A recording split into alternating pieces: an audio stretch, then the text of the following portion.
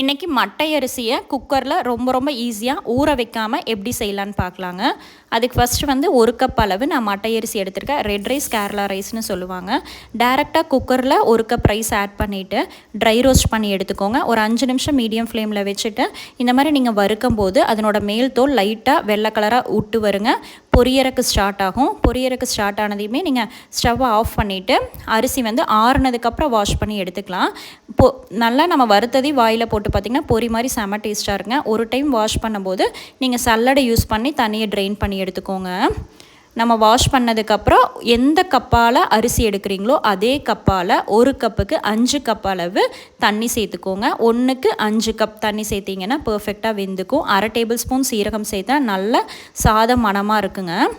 6 whistle விட்டு எடுத்துக்கோங்க. 6 whistle விட்டு எடுக்கும்போது நம்மளுக்கு பர்ஃபெக்டாக தண்ணிக்கும் அரிசிக்கும் நல்லா வெந்து வந்துடும்.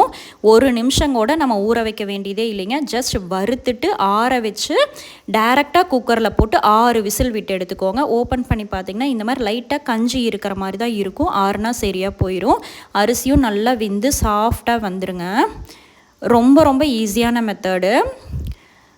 இது வந்துட்டு சுகர் பேஷண்ட்ஸு, கொலஸ்ட்ரால் இருக்கிறவங்க, வெயிட் லாஸ் இருக்கிறவங்களுக்கு இது ஒரு சூப்பரான ரைஸுங்க.